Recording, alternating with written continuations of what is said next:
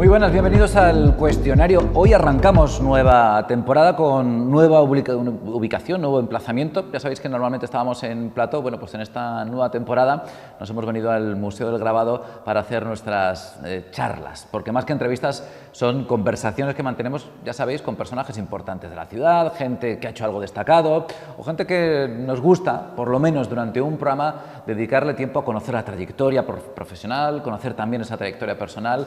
En definitiva, un programa en el que ellos, nuestros invitados, son el centro, pero no solo las preguntas las hago yo, sino también en el cuestionario. Ya sabéis que tenemos esas preguntas que deja el invitado de la semana anterior, esas preguntas que vosotros desde la calle también lanzáis a nuestros invitados. Yo creo que es un programa que para nosotros, para los que nos dedicamos a esto, es un regalo, es un caramelito, porque nos encanta conocer en profundidad a personajes interesantes y todos y cada uno de los que pasan por este cuestionario, por lo menos a nosotros, nos lo parece. Hoy vamos a charlar con alguien que también es habitual en Radio Televisión Marbella. Siempre que le pedimos que venga a algún programa, generosamente accede a nuestra invitación. Se llama Francisco de Asís López, es el archivero municipal y un personaje importante en el ámbito cultural de nuestro municipio y con un trabajo que siempre despierta mucha curiosidad. Así que hoy, que está a meses de jubilarse, vamos a charlar con él, vamos a tener oportunidad de conocer un poquito más ese trabajo tan interesante y, por supuesto, quién ha estado desempeñándolo durante los últimos, creo que me ha dicho que ha sido 37 años. Francisco de Asís López, Paco para los amigos, bienvenido. Gracias por atender una vez más a nuestra llamada. Muy buenas tardes, Roberto. Gracias a ti, gracias a esta casa que siempre me ha recibido, no solo me ha recibido, sino que me ha reclamado en cualquier momento y en cualquier situación que ha pasado, tanto por el archivo como por otras actividades que he desarrollado. Muchas gracias a vosotros. Hablaremos de ello a lo largo del programa. Es el archivero municipal actualmente. No quiere que hablemos demasiado de la jubilación porque dice que todavía quedan meses y que esto a ver si se va a agafar. Así que, bueno, hablaremos de ello, pero pasaremos de puntillas por todo eso. Importante, por ejemplo, que también de ello hablaremos. Él estudió en su momento, Paco, estudiaste Geografía e Historia en Granada, estudiaste luego Filología Hispánica en la Universidad de Málaga y además también es doctor en Historia por la Universidad de Málaga. Eso entre otras cosas, eso como formación académica. ¿Te ha gustado estudiar, Paco? ¿Fuiste un joven al que le gustaba estudiar? No. ¿No? A mí me empezó a gustar estudiar cuando me vine a Marbella. Yo había pasado yo soy de Priego, de Córdoba, de un pueblo que invito a la gente a que vaya a verlo porque tiene un viaje, tiene una visita. Yo estaba en Priego, estuve primero en Córdoba, después en Granada, hice la especialidad, pero era lo que tocaba en aquel tiempo. Teníamos una pandilla, cada uno estudiaba una cosa, y yo la verdad acabé historia, pero no fui brillante en la carrera, para nada. Yo era muy para estudiar, era muy de septiembre, pero acabé en junio de quinto y fue cuando me vine a Marbella en el año 86, cuando preparé la plaza de archivero, saqué la plaza, ya había empezado a leer bastante, pero llevaba un par de años. Entonces yo recuerdo que cuando di el pregón de la Feria del Libro en el 2011, llamaba al título del pregón algo así como Sensaciones de un lector tardío o algo así. Porque yo empecé a leer realmente, a interesarme por las letras muy tarde. De hecho, en el año 90 hice filología, empecé filología, que iba todas las tardes a la facultad.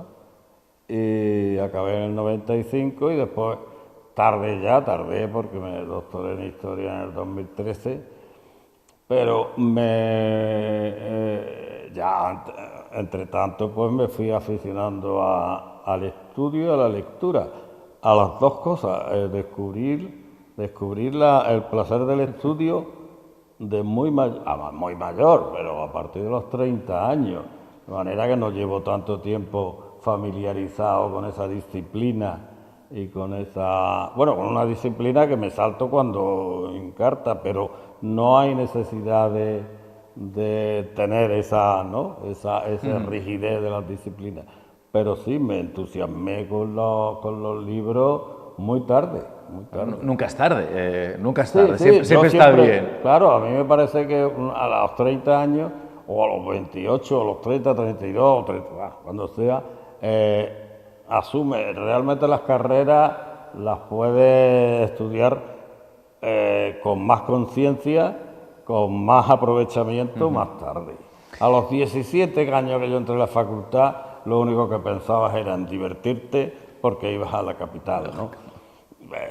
En fin, bueno, había quien no, quien no, pero en aquel tiempo estaban mal vistos, Ya sabéis que en el programa, en este cuestionario, bueno, pues intentamos entre todos hacer las preguntas. Enseguida iremos a la calle a escuchar cuáles son esas preguntas que nos hacéis para nuestro invitado, pero tenemos también esa pregunta que la última invitada de la temporada anterior, que fue Rocío Galán, que ya sabéis que está al frente de los hoteles Meliá en la provincia de Málaga, bueno, pues dejó una pregunta y como se quedó en el aire, la rescatamos en este primer programa de la nueva temporada del cuestionario. Así que atento, Paco, a lo que te pregunta Rocío. Pues yo le preguntaría cuál es tu hotel favorito en el mundo. Ese hotel favorito en el mundo, Paco, que o alguno que te haya gustado especialmente por algo. Es que por bueno o por malo. Tratándose de quién se trata de la pregunta, deberíais de haber puesto una cámara de descompresión, ¿no?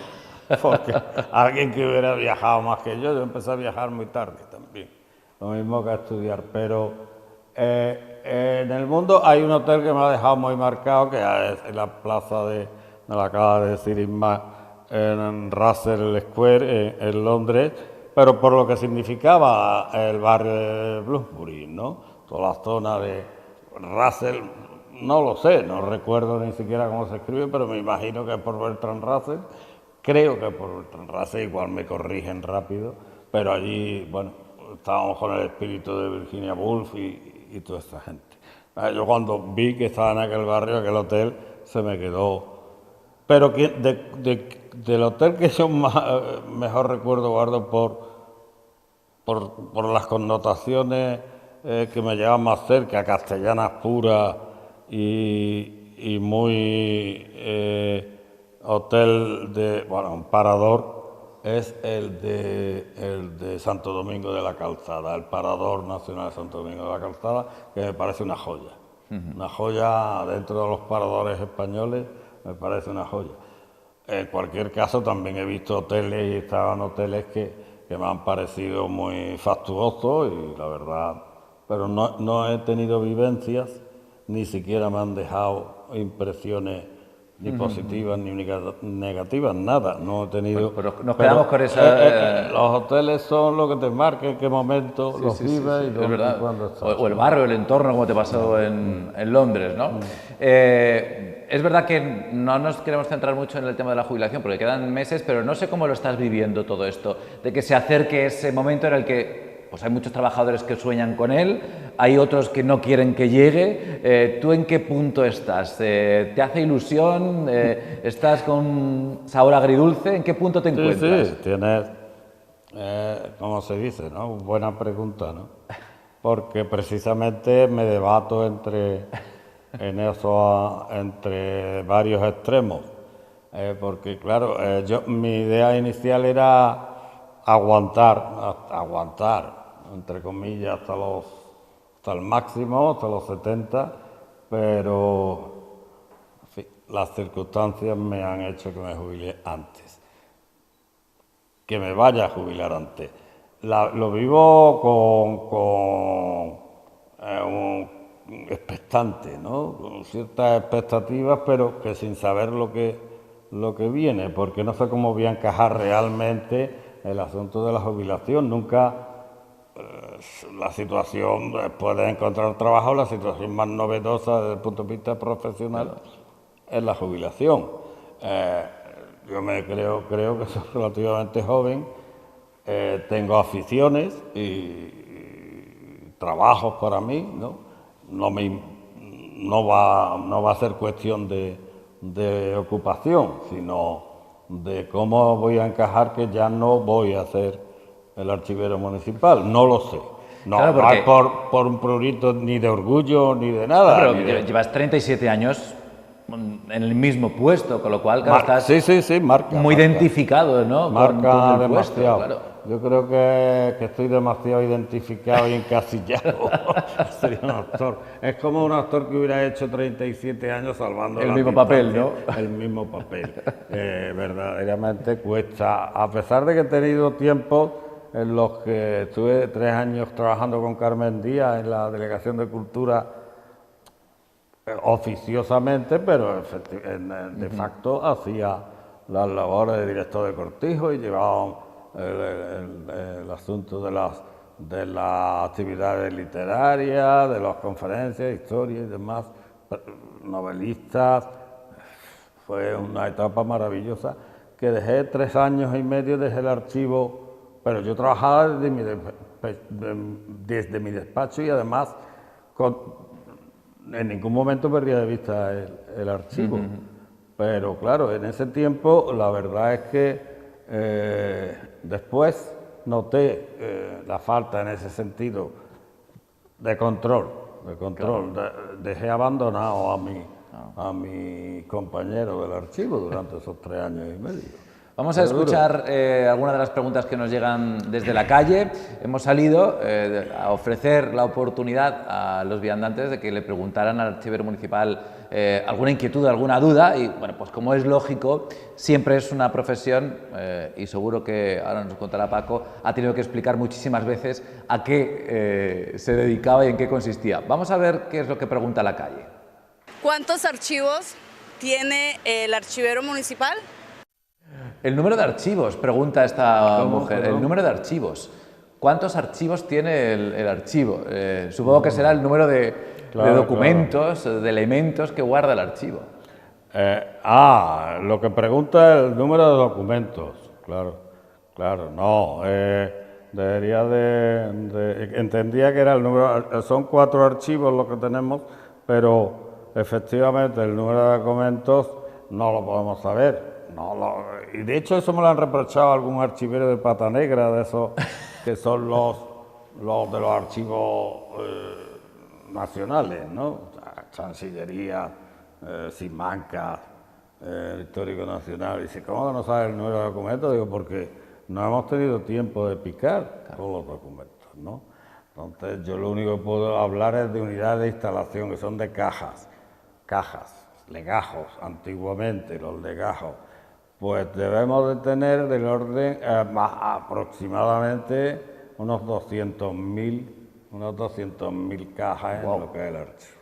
Madre mía. Total, partido entre la parte del archivo de oficina que ya llega al archivo, el archivo de gestión, el archivo de urbanismo, el archivo general y el archivo histórico. Rondan los 200.000 unidades de instalación. Por si no lo Pueden sabe ser cajas enormes. el espectador, Paco, ¿dónde está físicamente en Marbella el archivo municipal o la oficina de la que hablas? ¿Dónde está el archivo físicamente? Pues el histórico está en el cortijo, parte del histórico porque ya no cabe más, de manera que nos hacemos las transferencias.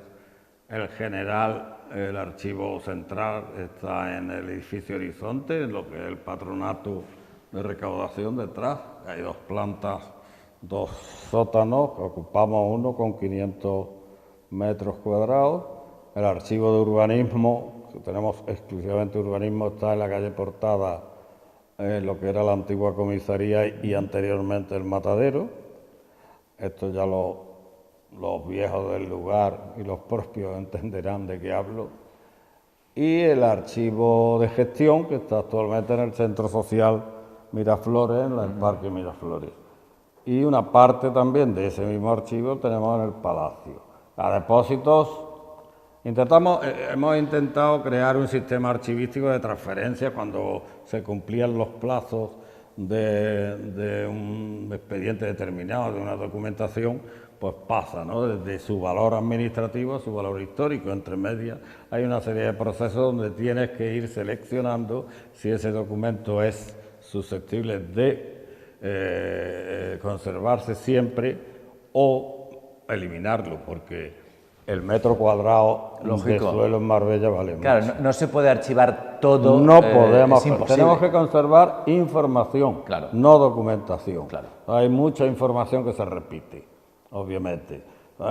Tienes que entender que, por ejemplo, la administración francesa, que es mi opinión, una de las más eficaces del mundo, conserva un 5% de la documentación que se produce. Nosotros conservamos de los 90 al 85%, con lo cual algo está fallando, porque lógicamente yo cuando llego al histórico veo información muy repetida en distintos documentos, muy repetida. ¿Para qué? ¿No? ¿Para Sí, qué? sí, claro. Hace falta un conjunto de profesionales que filtren esas cosas, que ha sido el problema de este archivo en concreto, que ha sido la falta de atención en ese sentido por parte de políticos de todas las tendencias, de altos funcionarios, que no han querido ver las posibilidades que tiene un archivo desde el punto de vista de la información y también desde la eficacia, porque estamos conservando documentación y aumentando el trabajo, además. Eso conlleva una serie de tareas paralelas que nunca se han entendido, y efectivamente, ¿qué es un archivero? Me decía antes. Pues supongo que lo preguntarán por ahí, ¿no? A lo mejor o no. ¿No lo han preguntado? Bueno, de documentos ya te digo, 200.000 cajas, no más sé o menos. cuántos documentos puede arrastrar, traer eso, ¿no? Vamos a escuchar alguna pregunta más que llega desde la calle, que hay curiosidad por la tarea del archivero. Pues mi pregunta para el archivero sería la siguiente: ¿se pueden rescatar para Marbella documentación que tenga o se preserve en otros lugares o en otras instituciones? En este caso, Paco preguntaba que, además, Bueno, este ya sabe joven todo el mundo de mi problema. que hizo prácticas de la carrera en el archivo, incluso nos dijo este chico, David, que le conocemos mucho en Marbella, pregunta si se puede rescatar información de otras administraciones que tengan que ver con Marbella, rescatarlas para Marbella, información que haya en otros sitios que tengan que ver o sea de Marbella y todavía no se haya podido rescatar. Sí, efectivamente, hasta actualmente eso es factible completamente, puesto que los medios, tanto electrónicos como digitales, nos permiten acceder a toda la documentación que hay, siempre y cuando tengamos unos criterios de búsqueda idóneos. Claro. No es fácil encontrar toda la documentación que hay en Simancas. No es fácil encontrar toda la documentación de Marbella que hay en el Archivo Histórico Nacional, en la Chancillería, incluso en el Archivo Histórico Provincial.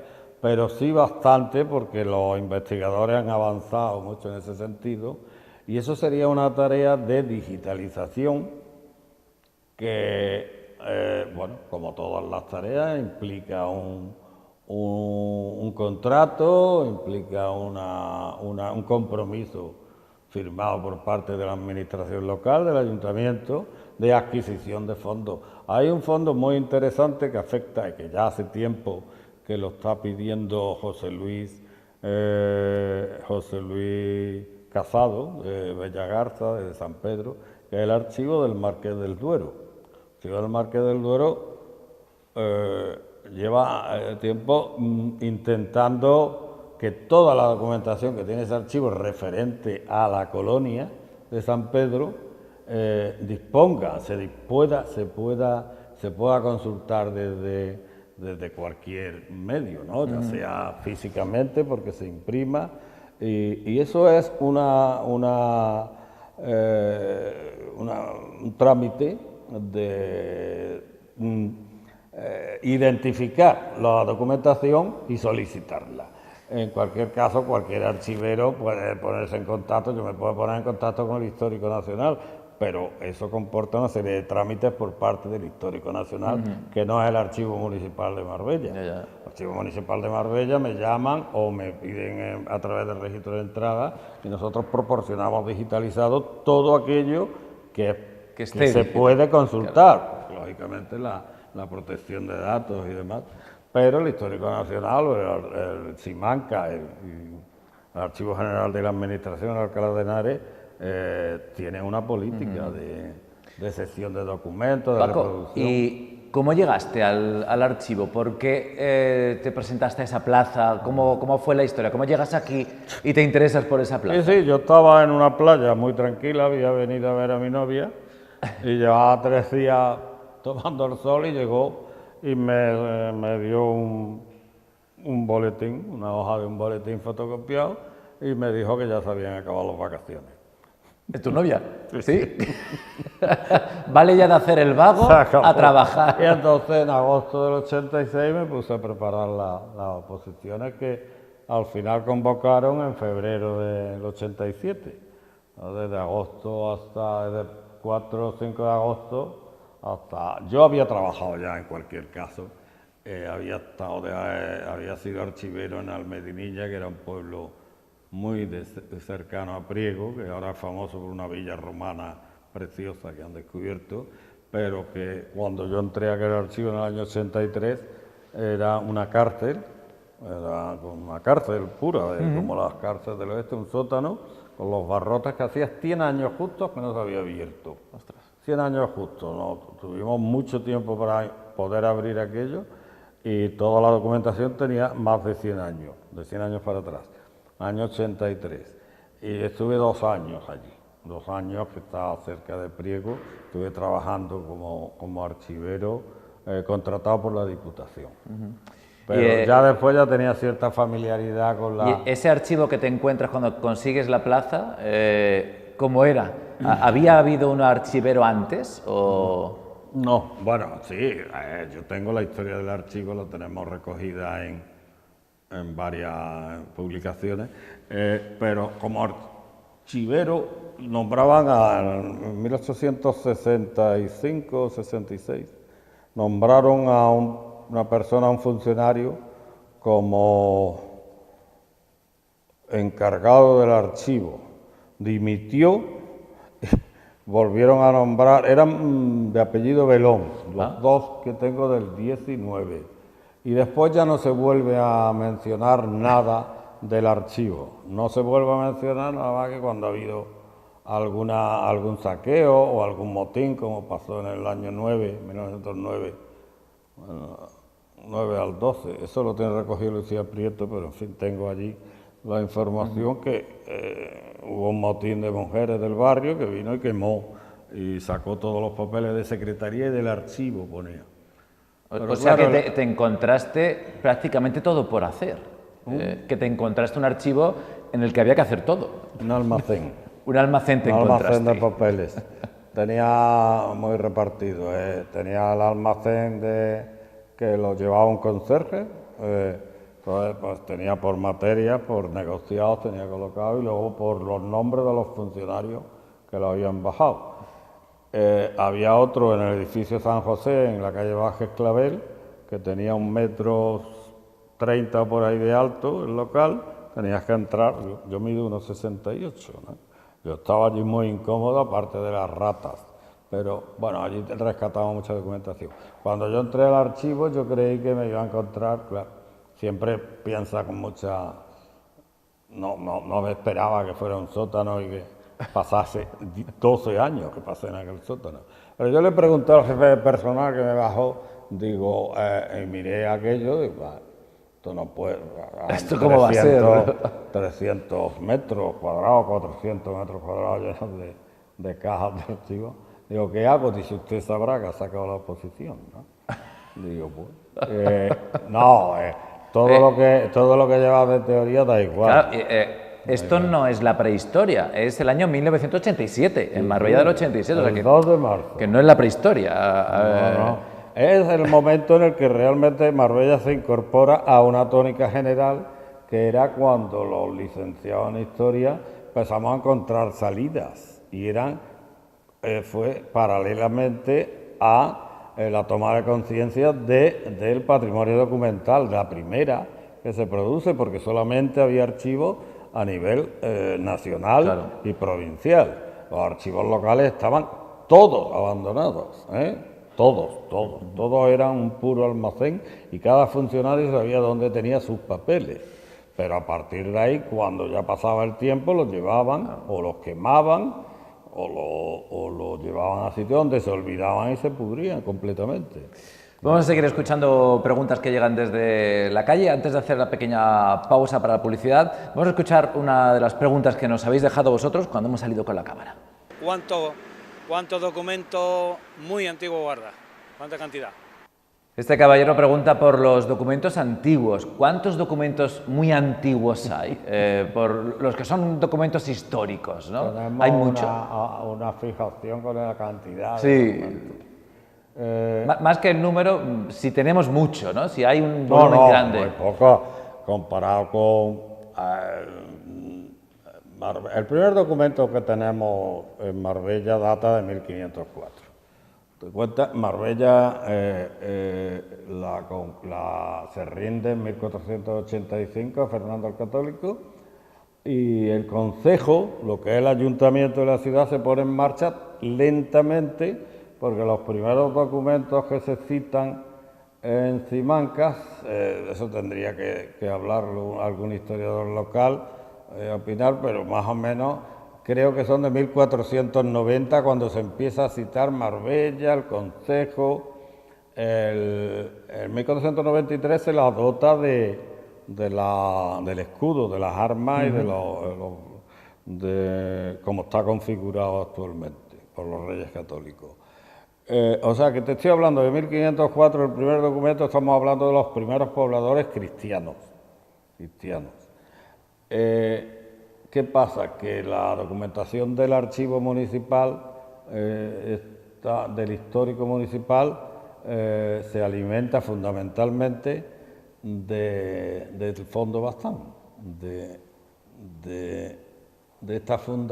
este edificio, que existía una fundación que se creó en 1605, 1606, creo recordar, cuando murió Fernando de Bazán, no dejó descendencia y según el testamento de Alonso de Bazán, esto debería ser un hospital para pobres,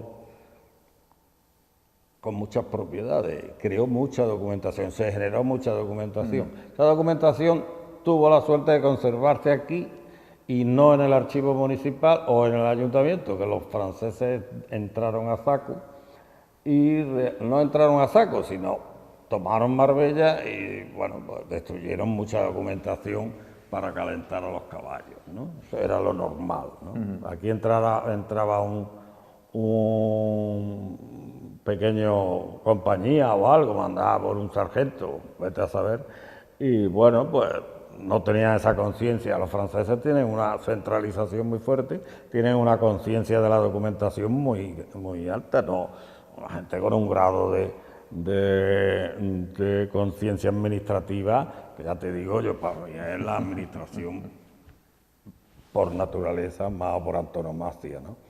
Entraron y la verdad es que hay testimonios, de por lo menos 7 u 8 testimonios en distintas escrituras conservadas aquí en el Histórico Provincial, donde hablan de la destrucción masiva de documentos de todo el archivo municipal. Se han perdido todas las actas de todas las sesiones capitulares, ¿no? De lo que son los plenos, solo conservamos una de 1811, siendo los franceses los que están aquí, pues eso se destruyó. Que también es cierto que hay mucho patrimonio oculto, ¿verdad? Que aparecen de vez en cuando, en Ciliana publicamos de vez en cuando algún documento, una transcripción de algún documento de 1700, 720, como últimamente. ¿Qué pasa? Que se adquieren en las subastas. Claro. Pero ya ha pasado, si es anterior a 1985, que la ley de patrimonio no puede hacer nada. Si es posterior, si se muestra que es posterior, es expolio. Pero el Fondo Baztán es el que alimenta fundamentalmente. ¿Cuánta documentación hay? Pues solamente una cifra, desde 1504 a 1965, hay unas 2.000 cajas, 2.000 cajas, cuando tenemos 200.000 cajas en el archivo. Claro, lógicamente es un archivo pequeño, histórico, pero el archivo del siglo XX es enorme. Claro. enorme. Porque no se tira nada, no se tira nada. Tenemos- Bueno, vamos a hacer una pequeña pausa, volvemos enseguida y continuamos charlando con Paco, con el archivero municipal, sobre esa trayectoria y también, ahora en la siguiente parte, también se saldrá alguna pregunta seguro sobre el archivo, pero también nos vamos a interesar por su afición a la cultura, por su trabajo también en el ámbito cultural, que ha estado muy ligado durante todos estos años. Pero una pausa primero.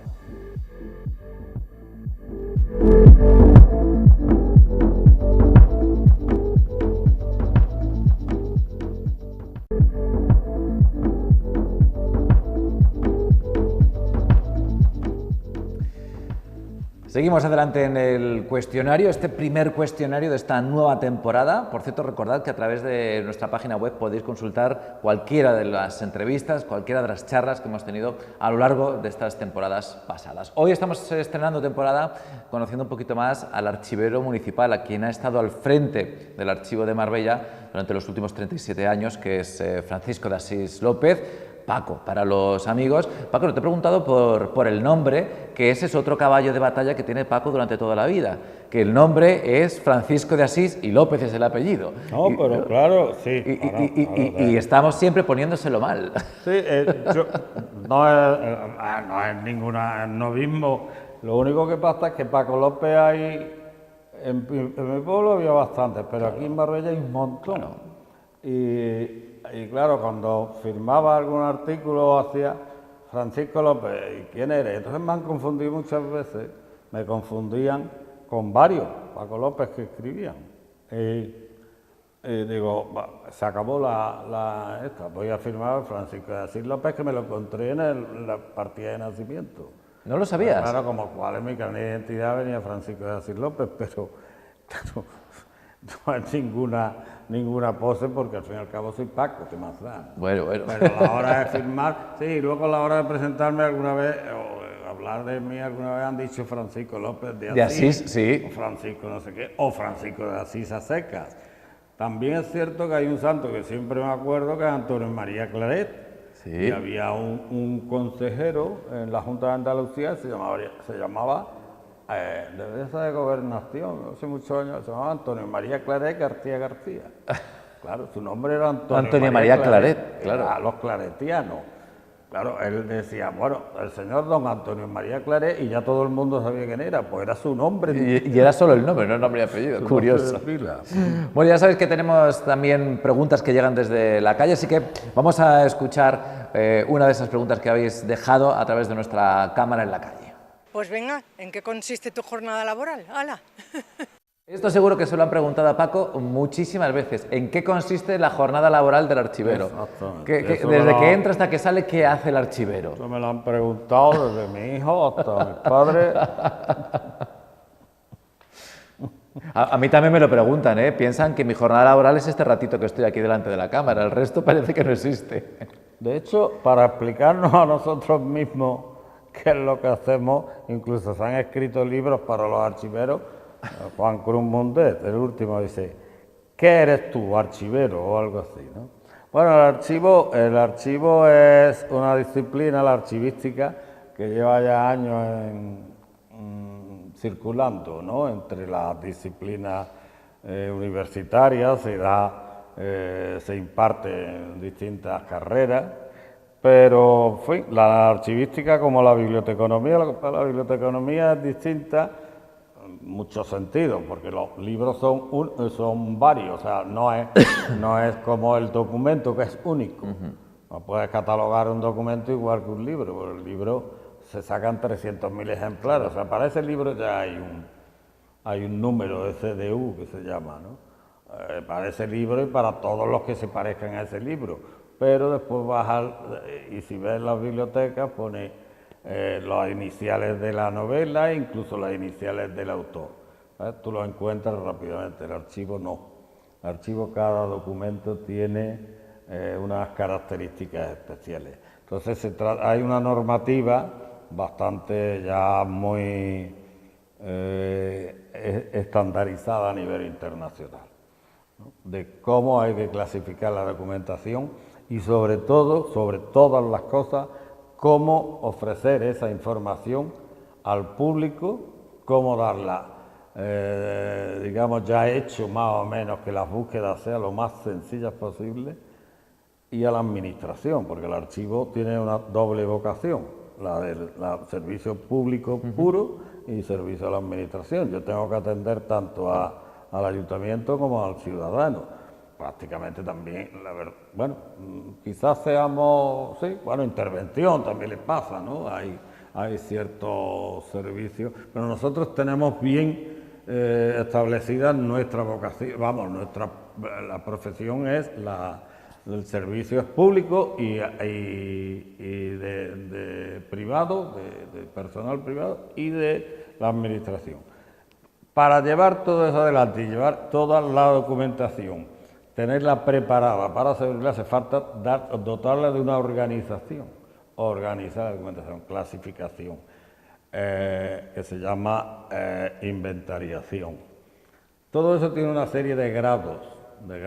Es muy difícil de explicar en breve. Si yo fuera un sabio, yo soy un archivero, la verdad, bastante normalito, ¿no? O sea que hay una serie de pasos a seguir, sí, de cada documento que se genera en la administración, hay una serie de pasos. Claro, tú tienes una jerarquía, tú puedes tener una descripción general del fondo, vale.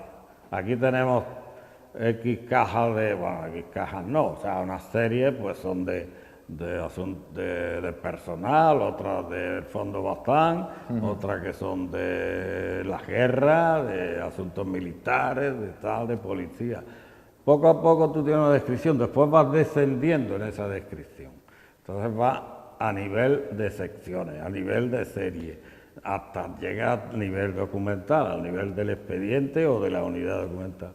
Todo eso comporta una serie de pasos que se hacen descriptivamente y se les da una serie de metadatos. La tendencia ahora, y no las tendencias, sino la obligación después de las leyes de la 39 y la 40 del 2015, es todo digitalizado. A eso te iba a preguntar, Paco, porque supongo que ahora, los últimos años, una parte importante de vuestro trabajo consiste en digitalizar no solo lo nuevo, sino también ir digitalizando lo que hay guardado. Sí, ¿no? el servicio que prestamos es todo digital, porque en principio no se presta ninguna documentación a la oficina, porque lo que sale no vuelve muchas veces. Es que se la quedan, claro. Además no le dan.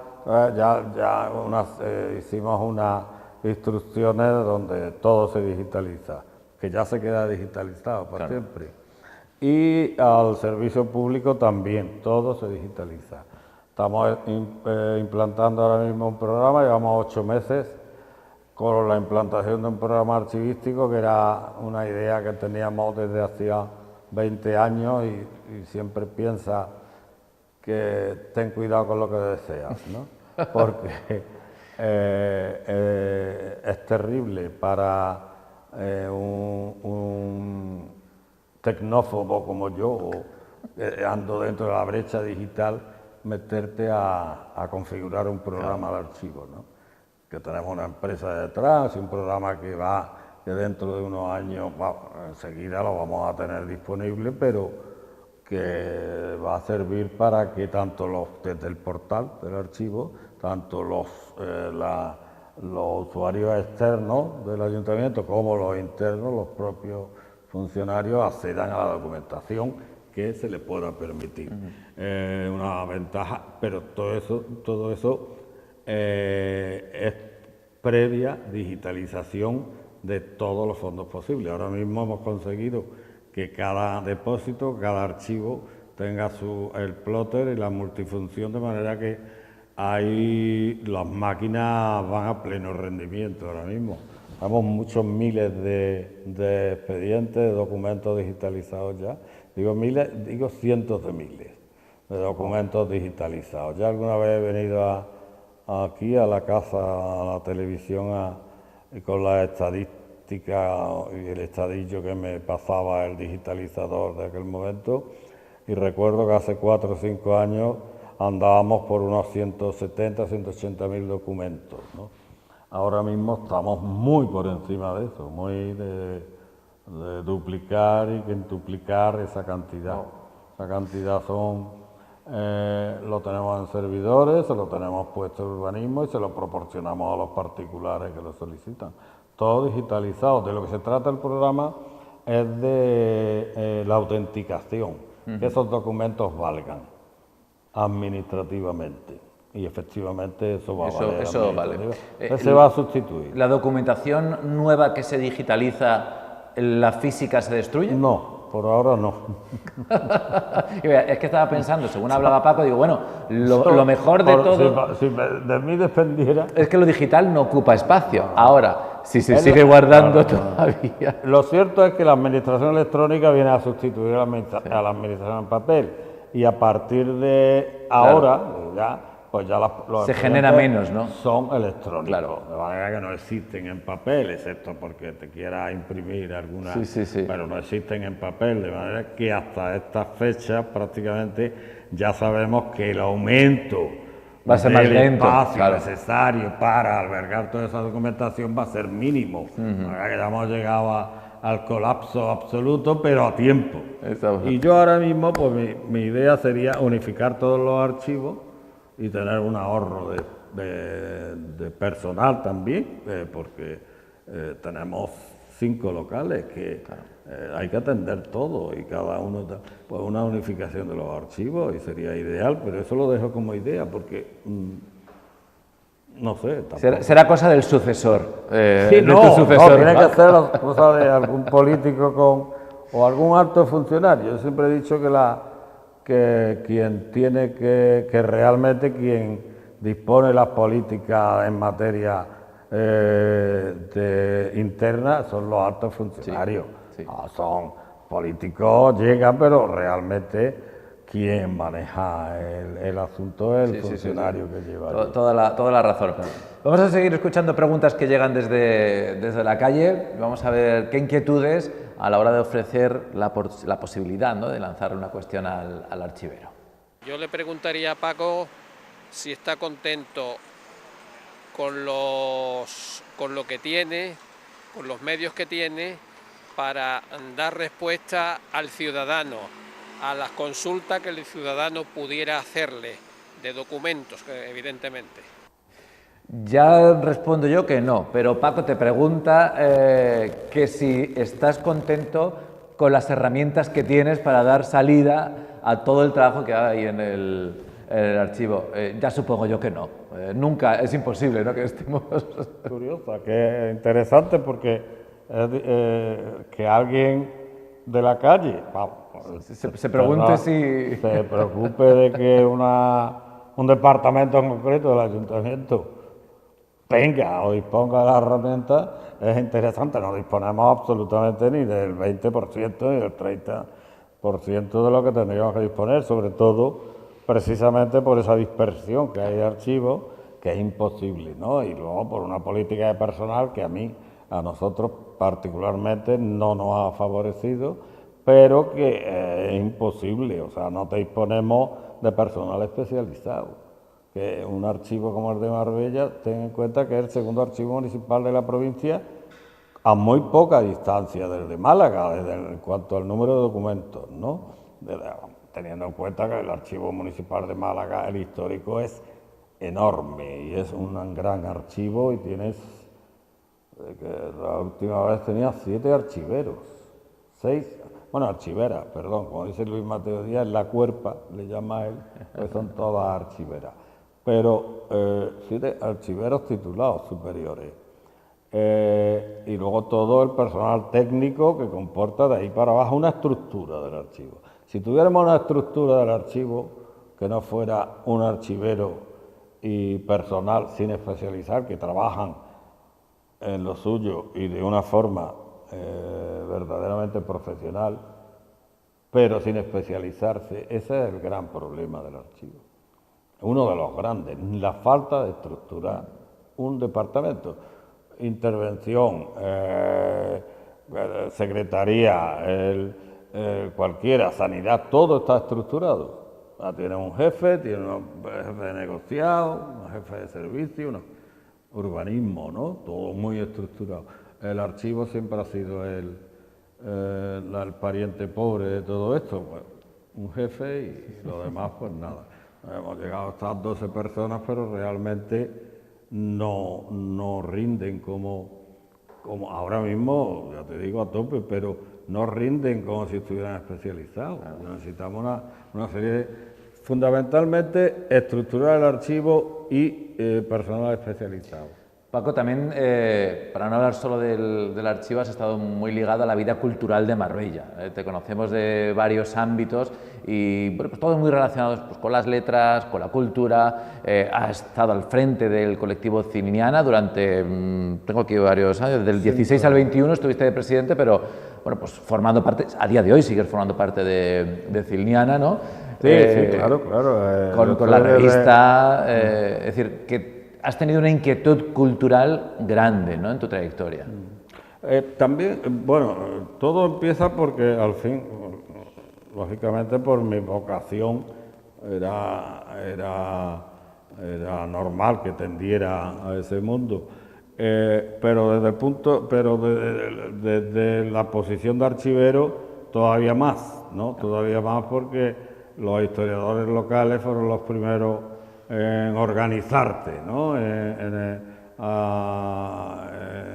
torno a Cilniana, que yo creo que ha sido una de los inventos más bonitos que ha habido en Marbella. Fue ilusionante y sigue siéndolo. También yo asumí desde el principio, no sé cuándo me incorporé, pero muy pronto, a Cilniana, y porque esto fue un colectivo que fundaron 5 en el 96, pues bueno, en el mismo 96. A día de hoy, como dicen, bueno, pero en la actualidad, que ya va a ser 27 años aproximadamente, ¿no? Seguimos en eso y hemos publicado el último, hace año y medio, el último número de la revista. Hemos hecho desde el archivo exposiciones de documentos, varias, desde que nos fuimos al Cortijo, el histórico, en San Pedro, hemos hecho ciclos de conferencias y luego ya, aprovechando esas circunstancias, estuve trabajando con Carmen Díaz en Cultura durante 3 años y medio, conociendo a una gente extraordinaria. ¿Puede que tu tiempo de jubilación sea precisamente por ahí, por el ámbito cultural, que sigas implicado en tareas relacionadas con la cultura? No sé. Pero no públicamente. No lo sé, yo la verdad que no creo. No creo yo que vuelva a nada de eso, para nada. No es... tiene demasiada servidumbre y tiene su edad también. Ese mundo tienes que tener fuerza. Yo en concreto veo a quienes están al frente ahora mismo que tienen ganas y tienen fuerza. Yo no podría enfrentar una situación de esa. Comporta mucha energía. ¿Tienes inquietud por escribir, por ejemplo? Me has dicho Sí, que lees mucho y que pero me gusta escribir de otros. Siempre me ha gustado las reseñas, he publicado mucho reseñas, artículos de historia, de archivística, literatura, sí, pero lo que más he publicado ha sido reseñas de libros en varios medios. Me gusta hablar de los demás. En concreto, una compañera tuya de un periódico que ya no está, me decía que posiblemente me fuese la vida muy bien escribiendo necrológica. Bueno, hay clientela, no te iba a faltar. Eso es que pones también a la gente, digo, claro, me dejó un poco, digo, pues gracias. En fin, ahí estaba más o menos el límite. Pero no, yo soy consciente de mis limitaciones, sí. Vamos a seguir escuchando preguntas que llegan desde la calle. Creo que nos queda una para cerrar las 6 que tenemos habitualmente y ya ir cerrando poquito a poco la entrevista. Tenemos todavía ese cuestionario express donde conoceremos un poquito la parte más personal, ¿no?, de nuestro invitado. Pero antes, la última pregunta desde la calle. ¿Cuál es el documento más valoroso del archivo? Aquí preguntaba este residente extranjero que cuál es el documento más valioso que tenemos en el archivo. Quizá ese más antiguo es... no. No, yo creo que el más determinante de los documentos debe ser el testamento de Alonso de Bazán. Porque la importancia que tuvo el legado de Bazán fue muy importante desde el punto de vista del personaje en cuestión, que fue dominante, ¿no?, del siglo XVI de Marbella, como en lo que ha representado territorialmente. Era propietario de la mitad de las tierras de Marbella, ¿no?, de los campos de la ciudad, incluso de la mancebía. Había una mancebía que era titular, el alcaide, que era Alonso de Bazán. Ese documento tan interesante nos muestra de 1580, qué pena, 1582, 1579, por Dios. Pues ese documento que se conserva está transcrito por dos, uno por Lina Urbaneja, muy bien transcrito, yo creo que es perfecto, y otro, una transcripción del siglo XIX, pues te explica más o menos de la mentalidad del barroco español en un pueblo. Viene reflejado por sus donaciones, por sus prioridades, por sus propiedades en cuanto a materiales, no materialmente, por su devoción religiosa.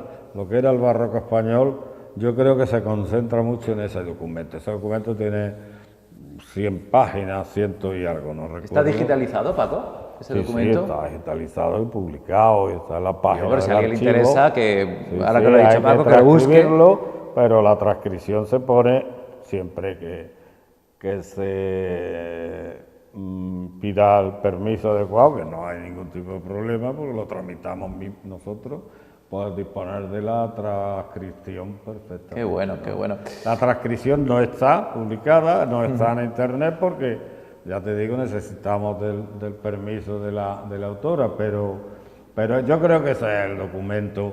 También es importante, porque hay de todo, ¿no? Son los documentos de los deslinde del territorio, de cómo se fueron independizando y están Benaví y Ojén de Marbella, que es la configuración del territorio actual, ¿no? Y luego ya los documentos estrellas del archivo siempre son los libros de actas, ¿no? Libros de actas capitulares, de actas de pleno, reflejan lo que es todos los ámbitos de la vida local, ¿no?, prácticamente. Son junto con los protocolos notariales, protocolos notariales que se conservan en el histórico provincial en el archivo, son los documentos más ricos que hay, son indiscutiblemente, porque por el notario pasa todo, todo, Claro, absolutamente claro. todo. Entonces, pero en fin. Bueno, vamos a ir cerrando este cuestionario con un par de tareas fijas que tenemos en cada programa. Por un lado, haremos enseguida ese cuestionario express con esas preguntas rápidas para conocer los gustos y aficiones de nuestro invitado. Y Paco, tienes que lanzarle una pregunta al invitado de la semana que viene sin saber quién es. Una pregunta genérica, particular, lo que te pase por la cabeza. Vale. Bien. Venga, adelante. ¿Ya? ¿La pregunta? Sí, lánzasela.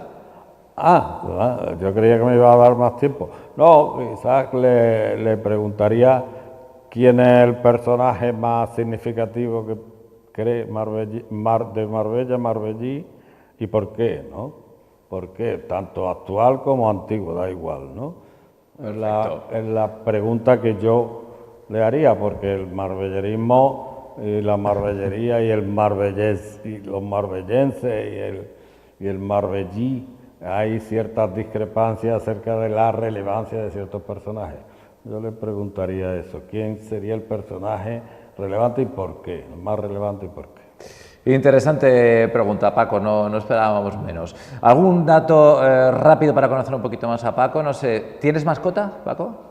No, pero he tenido hasta hace año y medio con Isma, con mi mujer he tenido 2 perros. pero murieron hace 3 años, 4, y el otro hace año y medio. Nunca quise tener mascotas, nunca quise tener nada, pero al final acabé pues muy dependiente de ello, la verdad. ¿Eres cocinillas, cocinero? No, ¿Te gusta no, cocinar? no. Nada. Sé hacer tortillas y espagueti y ahora imagino que tendré que aprender también más cosas. Bueno, eso no está de más. A la hora de comer, ¿qué es lo que más te gusta? ¿Qué es lo que te pierde? Ese plato que empiezas y no puedes acabar. A mí me gusta el cocido. El cocido. Nos has dicho que eres un gran lector. ¿Alguna recomendación? ¿Un libro que nos recomendarías? Da igual que sea actual o un libro antiguo, alguno de esos libros que te ha marcado y que te gusta siempre recomendar a la gente. Pues sí, tengo varios, pero no sé, de Dostoyevsky cualquiera. De Dostoyevsky y quizás Rojo y Negro, de Stendhal. Creo que son los libros que más... Has dicho que eres tecnófobo, no sé si has entrado en el mundo de las series.